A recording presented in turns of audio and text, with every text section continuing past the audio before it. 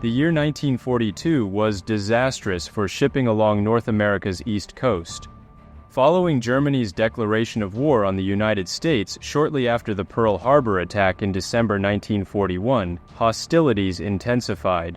Admiral Karl Donitz, head of the U-boat fleet, had long planned to target North America but was restrained by Hitler's prohibition on attacking American ships. With the U.S. entering the war, this restriction was lifted, and Donitz launched Operation Paukenschlag on January 12, 1942, when Reinhard Hardigan's U-123 sank the British steamer Cyclops around 100 miles southeast of Cape Sable, Nova Scotia. In the following months, U-boats sank 44 ships in Canadian waters, while only 2 U-boats were lost. The Gulf of St. Lawrence proved a prime target, and during what became known as the Battle of the St. Lawrence, U-boats attacked 7 convoys, sinking 20 merchant ships, a fully loaded troop ship, and 2 Royal Canadian Navy warships. The most impactful incident domestically was the sinking of the Sydney to Port aux Basques passenger ferry SS Caribou by U-69 on the night of October 13th, claiming 137 lives, including 10 children. The SS Caribou, built in 1925 in Rotterdam, Netherlands, was commissioned for the Newfoundland Railway. With 3,000 horsepower, she could achieve speeds up to 14.5 knots at full load. Her cabins featured steam heating and electric lighting, a notable luxury for the era. Designed as an icebreaker, Caribou also supported the annual spring seal hunt along the Newfoundland coast. On October 13, 1942, the Caribou joined the Sydney Port aux Basques, or SPAB convoy, organized by the Royal Canadian Navy's HMCS Protector Base.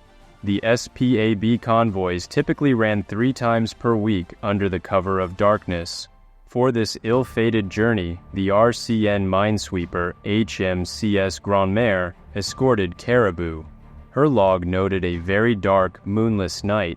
Grandmère's captain, Lieutenant James Cuthbert, was concerned about both the heavy smoke from Caribou and his position at her stern, as per British naval protocol for a single escort. Cuthbert felt Grandmère would be more effective ahead of Caribou, following the Western Approach's convoy instructions, as it would give him a clearer field to detect U-boats. His instincts were correct, as U-69 lay in Caribou's path.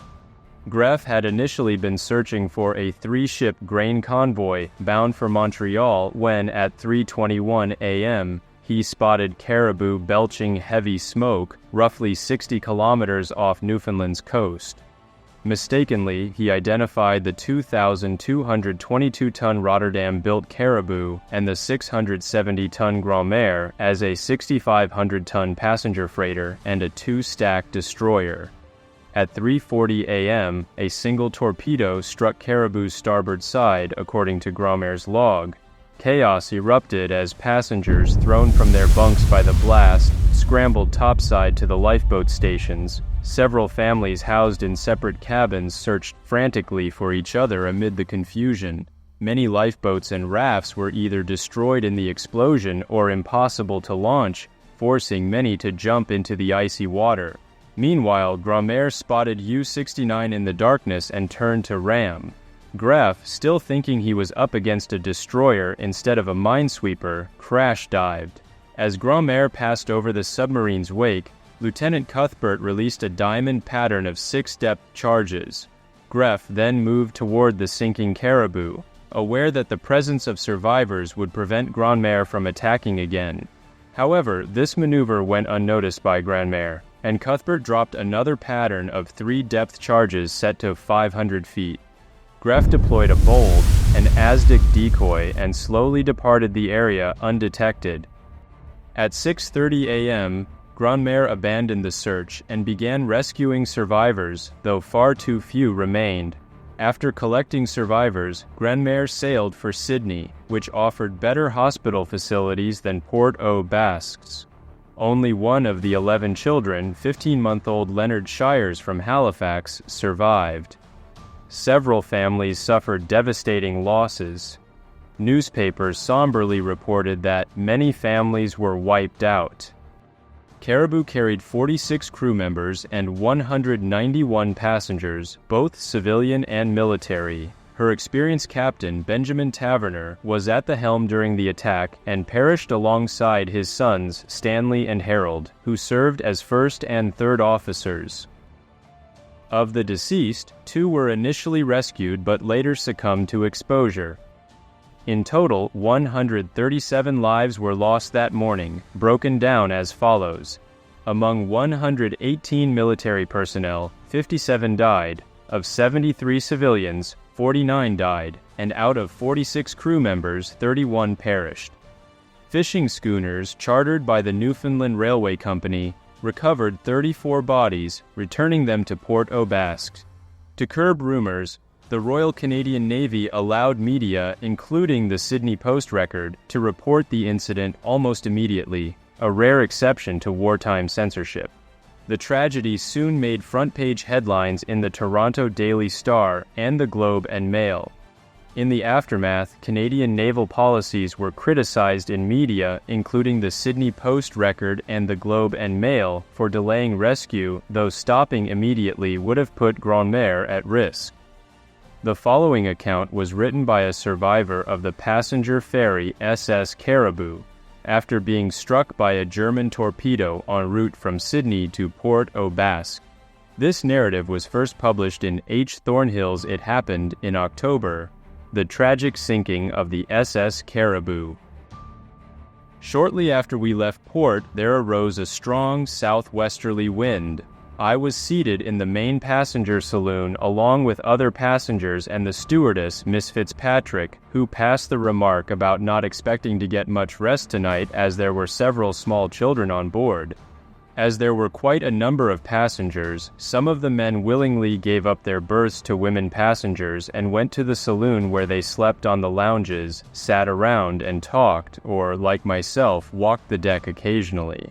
Finding it difficult to sleep, my sailor companion, Wilfred Poole of Humbermouth Road, and I walked the deck chatting, little realizing that it was our last friendly chat together, and little did Wilfred think that before the rising of another sun, he would be called into the great unknown. Around 3 o'clock in the morning, a deep quietness seemed to settle over the ship. I removed my coat and feeling a need of rest, I laid on one of the lounges in the saloon. There were quite a number there besides myself, including Mr. Patrick Walsh of Corner Brook and Wilfred Poole, whom I mentioned previously. These 2 men were the last I had conversation with before the ship was torpedoed. I had fallen into a deep slumber for about an hour when I was aroused by a terrific crash. The ship was practically falling to pieces. Glass was flying everywhere. Everything movable crashed about our heads. The lights went out, water began to rush down the stairways, the noise of escaping steam and the onrush of steam made it darker. Passengers did not know where the lifeboats were. Some of them couldn't even reach deck. They ran into each other, fell over furniture, suitcases, and soldiers' kits. Through all this, some managed to reach the deck. Cries of those facing death in the darkness seemed to come from all sections of the ship, which was now listing badly to the port side. The lifeboats on the starboard side were broken to splinters by the explosion. I hurried from the saloon and made my way along the port side to the stairway and deck. When I reached the open, I noticed that the ship's spars were standing but were leaning very much to starboard. I could hear the waves beating against the submerged section of the deck. Having located my lifebelt earlier in the night, I then made an effort to reach same. With great difficulty, stumbling over fallen objects, I reached there just in time as others were calling for the lifeboat crew, who were possibly dead along with some of the other crew. Suddenly, someone cut the forward lines that were holding the lifeboat in the davits of the ship and it fell bow first into the water. The stern lines were also cut and the boat fell flat into the ocean. Men began jumping over the rail toward the boat. I brought across a boom of some kind to which I held with both hands, and climbing along it with hands and feet, I reached the ship's rail and jumped in the place where I could hear voices below me. I was the last to leave the ship on that side. I could hear voices in another boat ahead of us. A man, later I learned he was a doctor, gave instructions to put out the oars and hurry away from the ship's side before they were carried down in the suction of the ship. These instructions were carried out and the boat moved off. At that moment, we heard a terrible commotion just ahead of us, and people were shouting that their boat was sinking. Before we were many yards, the water around us was filled with people. We helped out the distressed in the water by giving them rope to cling to, as our boat was already filled and was beginning to take a lot of water. A man was heard asking to pick him up, and then another man asked if we could take him in the boat. His weight might prove to be too great, but we hauled him aboard and he proved to be a godsend. He discovered that the reason for so much water was that the plugs were out. After they were found and put in place, pairs of men took the buckets belonging to the lifeboat and began to bail, taking turns. It was a relief to know that our boat was sound, although we were all suffering intensely from the cold. Many of us had lost much of what scanty clothing we had been able to seize before leaving the doomed ship.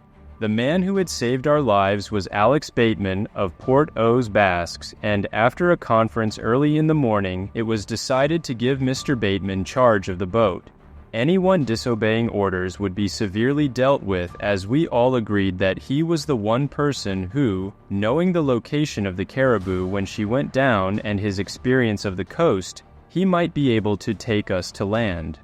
The boat was driving fast before the gale, but Mr. Bateman kept steering in the direction of Newfoundland. When dawn broke, we made a flag from a piece of sail and tore up the 4 blankets on board to make some kind of clothing to save the men from freezing. By then, we had drifted far from the scene of the wreck, and still far from safety, Bateman put the men on rations of water, biscuit, and chocolate. About after daylight, one of our men sighted a tiny speck on the water and came to the conclusion that it was a ship. A plane was also seen, but it did not come near. Then 2 hours later it was seen again, and this time the occupants of the plane sighted the boat and circled over us. Coming down lower, they began to drop smoke flares in a straight line. Far to another point at 9:30, we were picked up by a rescue ship. Survivors said that the submarine came to the surface just as the Caribou was going down, and that it was seen only a short distance from our boat but submerged in a minute or so. A terrific explosion occurred on board the Caribou just before she sank, and also many minor explosions as the ship caught fire. But a few minutes before the last plunge, the Caribou broke in two. I am positive there was no change in the ship's course after being struck, but to ram the submarine was impossible as the engines were not working. The ship was practically broken in two from the moment the torpedo passed through from one side to the other. This sent all the top decks in the air, falling as wreckage around the ship. As far as I can estimate, it was not less than 3 to 5 minutes before the Caribou went down. During that time, people clung to wreckage and rafts, while cries for help were heard from all sides. I am of the opinion that only 2 boats were left unshattered by the explosion, the one that put out ahead of us and the one we were in. Some of the rafts were turned over and some were broken. The escort ship was quickly on the scene. It dropped a number of depth charges and later rescued us about 9:30 a.m. To the survivors of the disaster, questions of, "Why was this not done?" or "Why was that not done?" might be asked, but I want to remind the reader that everything was confused. Rushing from sleep into the darkness and into the stormy ocean gave no time for thought in those few minutes before the ship disappeared. The shock and lack of time must be taken into consideration before making any decision, whatever the result of the inquiry.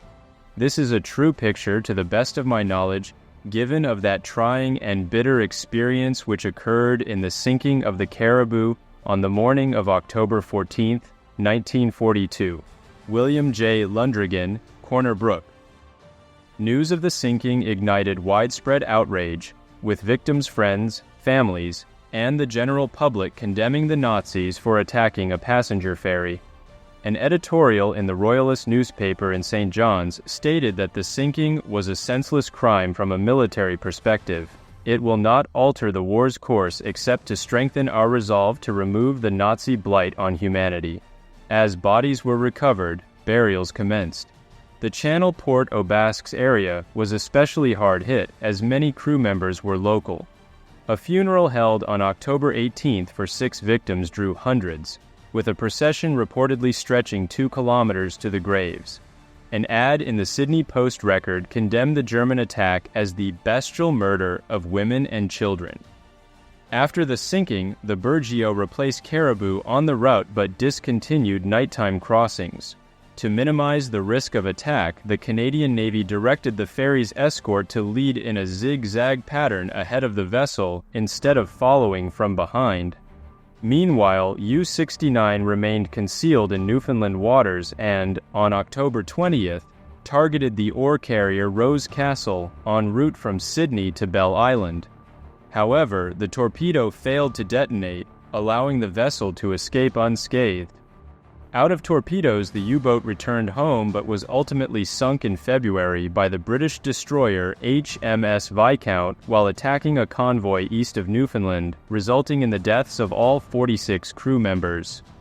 Oberleutnant zur See Ulrich Gräf commanded the German submarine U-69 responsible for the attack, noting in the U-boat's logbook that the SS Caribou was a freighter passenger steamer. Despite the civilian presence, this did not exempt it from being a wartime target. World War II veteran and columnist Herb Wells argued that the ship was indeed a legitimate target, pointing out that it served as a troop ship and regularly transported war supplies from Canada to Newfoundland. The accompanying Navy escort further indicated that the German commander targeted an enemy asset. In wartime, any German U-boat would have attacked a freighter passenger vessel of substantial tonnage, flying the Newfoundland Red Ensign and escorted by a Royal Canadian Navy warship. Years later, Purser Tom Fleming, the highest-ranking officer to survive the sinking, was asked whether SS Caribou had been a legitimate target. "I believe so," he admitted. While the St. Lawrence River was never a primary target for German strategists, it did see ongoing sporadic U-boat attacks. However, neither the ship sunk nor the river's closure offered any strategic advantage to the Third Reich.